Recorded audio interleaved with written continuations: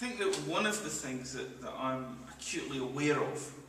is that while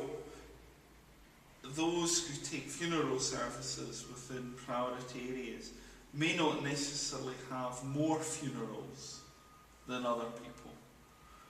I think it is true that the funerals that people have to take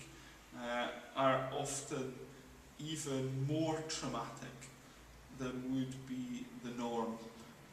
in other contexts. And I look back to sort of 10 years of parish ministry in Lanarkshire, and there are two particular episodes that in some way sum that up for me. The first was probably a sort of 10-day period, during which I probably had 4, 5, 6 funerals, but there were 3 of them that stood out, so 50% stood out. In the first of those, I was taking the funeral of a young man aged under 25 who had been murdered. And not surprisingly,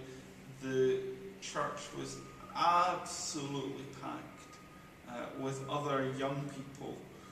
who simply did not know how to cope with this horrendous experience. And certainly I felt, as the church, we didn't know how to stand alongside, how to speak a language that made sense in that sort of context, or do something that would make a difference. Gosh, probably a week later, I was taking the funeral of someone who had been part of the congregation that day, and that was a young man who had killed himself. Now, his suicide and that person's murder were not related, other than those were people who knew one another. And again, that cheapness of human life, and particularly that sense of hopelessness, it seems to me, around many young men in our poorest communities, is something that I know I've really struggled to find appropriate ways of responding to. And then probably 3 days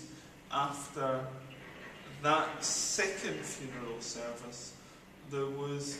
a third funeral service of another young man, again aged under 25, and he died of a drugs overdose. On all 3 occasions, I was aware that it was substantially the same group of people who were at those services. For someone who'd been murdered, for someone who'd killed himself, and for someone who died of a drugs overdose. And that was a hugely grieving community. And yet one of the things that really struck me at the time was, although the stories of those 3 individual men were told in the local paper, and the murder was shared a little bit in the wider press, and nobody else picked up on the fact that here was a community that had lost 3 people within a fortnight. And one of the things that kind of strikes me out of that is that in some parts of our country, human life is so cheap that in actual fact it is not newsworthy when people from that place die as a result of these tragic circumstances. I think the second episode, which I would talk about, which I know will be familiar to lots and lots of people, but it struck me how often it happened to me over the years. And that was the funeral of either a child that had been stillborn, or a child who had died within the first weeks of their life. And I suspect over a 10-year period, I must have had maybe 13, 14 such funerals. And I have to kind of say that I was never, ever, ever prepared for a grieving set of parents, and then getting into the funeral car and being joined in the funeral car with this wee tiny white box that the parents held on to. And probably a sort of recognition that at that point, as a young parent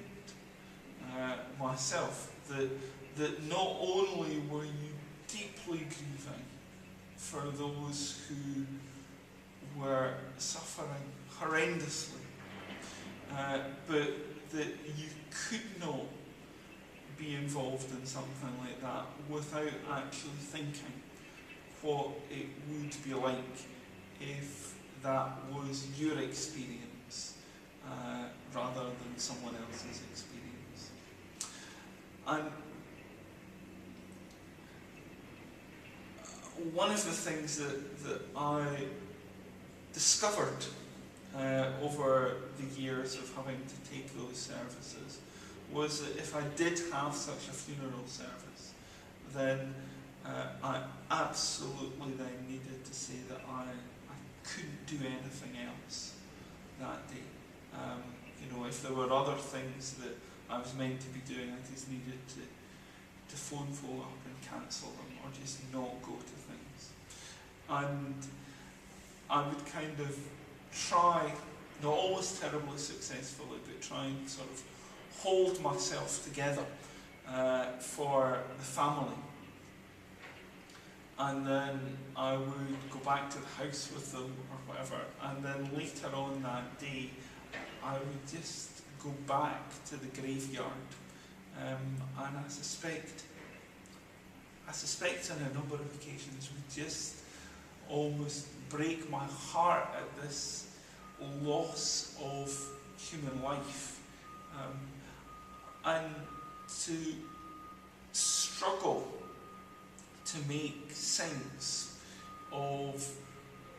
these words within a funeral service about how God was with us